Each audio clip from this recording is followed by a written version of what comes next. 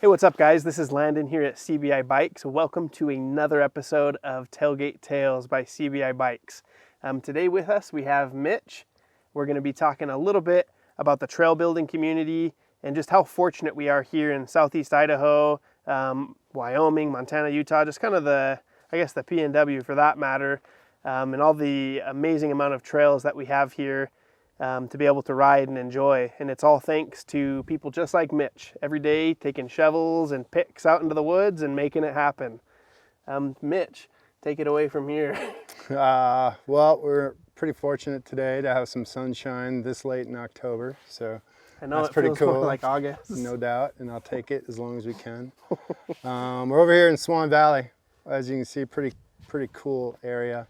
And also another place to ride your bike, living here out in eastern Idaho and western Wyoming. We've got a lot of groups that come together to make rides possible around our area, all obviously in conjunction with the U.S. Forest Service. Over here on this side of the border or the river, we have the Snake River Trail Alliance, Snake River Mountain Bike Club. Mountain Bike Tetons now has been coming into the area as well, contributing. Everybody's contributing to a lot of options that, boy oh boy, I mean, as you can see, We got literally thousands of miles. Yeah, we got trails. Trails. So it's nice, so many options. For sure. Well, tell us a little bit about your involvement. I know that you've done a lot of work with Timba. Yeah. So tell us a little bit about that organization. Yeah, with Timba, we are unorganized. We're not a 501c, but we're more, you could just say we're the bullhorn voice for everybody. For sure. And things going around in our region. And there's no reason why we can't, and instead of just looking right here, right now, in this immediate area, I mean, our backyard is so big, like the state we live in. Mm-hmm. Why not drive up the road another hour to another insanely beautiful area? And that's kind of the voice of Timba. So we like to tell the story of the people that have been putting things together and making things happen. We do trail reports. We do trail reports from a lot of actual visits that we do amongst our little group of people.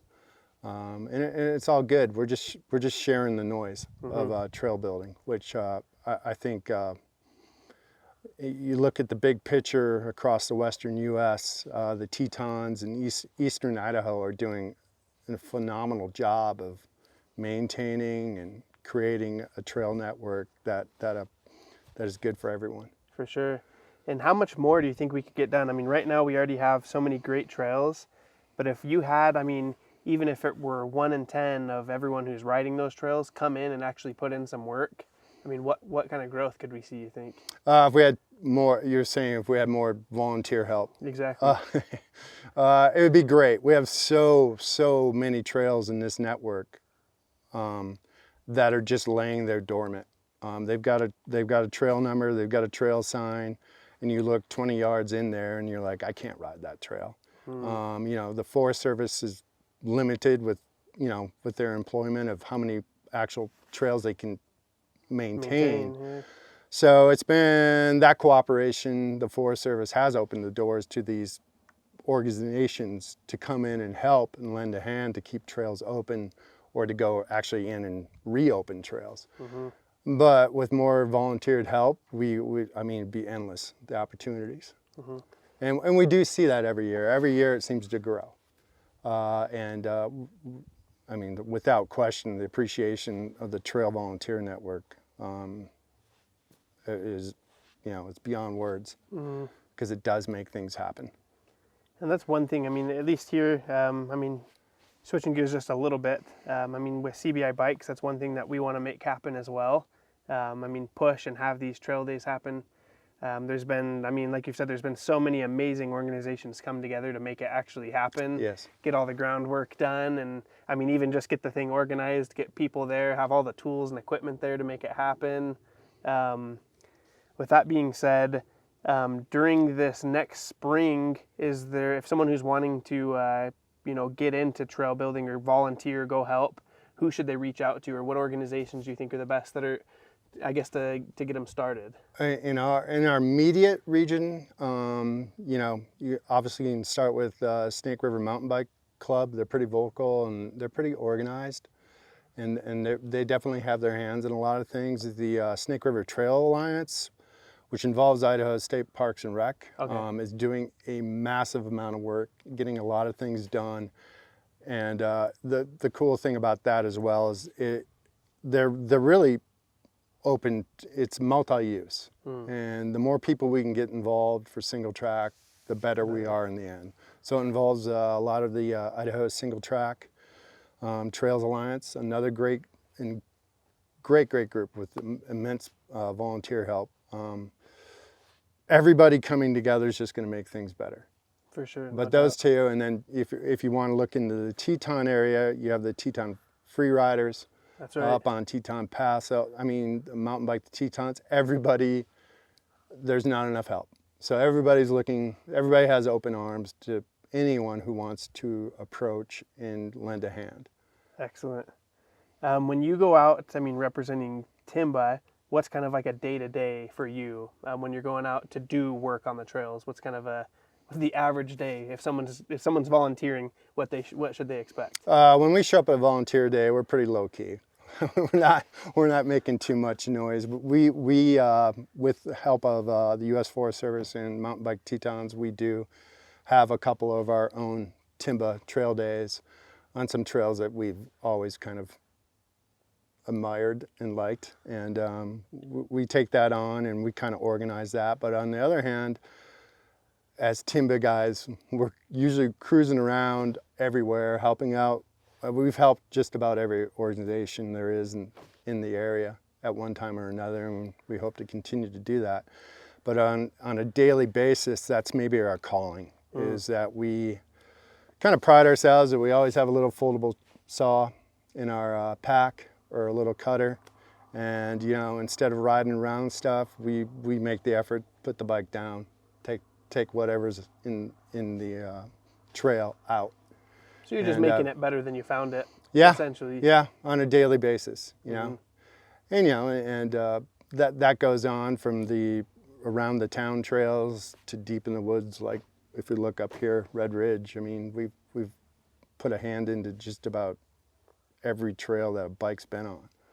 So really, from what you're saying, I mean, at this point too, I mean, any mountain biker or anyone who's involved in single track could kind of take on that same role of throwing a little saw or a little trench shovel, and when they're getting out, if there's something in foldable, the way. I mean, yeah, if we were going to preach something, it's just throw a little saw in your pack, and you can do so much. I mean, everybody, I'd like to say a lot of people ride their bikes a lot around here. For sure. And as much as people are out on the trail in our area, in our region, there's no reason like to throw a little 6-inch packable saw in your pack, and you will make huge contributions to maintaining that trail.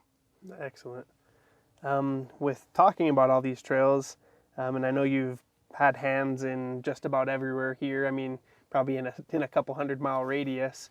Do you have any favorites that you like working on, and then favorites that you like riding? Working on, we're consumed these days with our immediate area. For sure. Favorites and places I wish I were more involved with. We have an area north of Teton Valley called the Lions Head area, just before West Yellowstone. Up near the Continental Divide, Montana, Idaho. That is a kingdom of incredible trails that I hope everybody has a chance to experience. And over Salmon, Idaho, North Fork area, another place that I feel like I never have enough time to ride up there. So those are my two immediate area. If you could pick a day and just get out, that's it's either one of those two. Excellent. And there's nothing wrong with the backyard, but like I said earlier, like the place we live in and the amount of places that you can experience within a couple hours drive of here it's mind-blowing. Phenomenal trails. From where we're at immediately, I mean, there's probably thousands and really hundreds, if not thousands of miles of single track through the state and the surrounding states. Right where we're at in Swan Valley, if someone's coming into this area, where would you send them to go ride?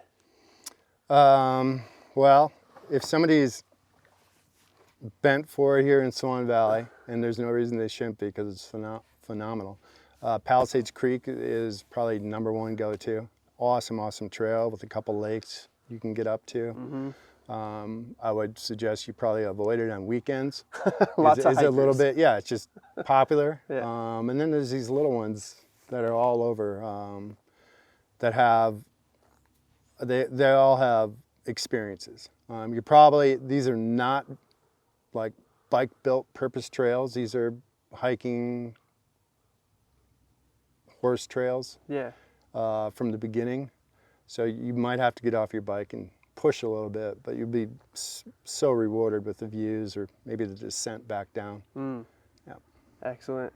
Well, I mean, just going back to that main point, I mean, we are so fortunate just where we are to have, I mean, as you can see here, just this gorgeous state, gorgeous area, all these trails to be able to ride. So we would encourage everyone who's listening today, if you have the chance, look up local organizations or anyone who's working on trails, get out. Or like as Mitch said, I mean, take on just that kind of philosophy of having that little saw in the pack, and anytime you do go ride, get out in the woods, just leave things a little bit better than you found it.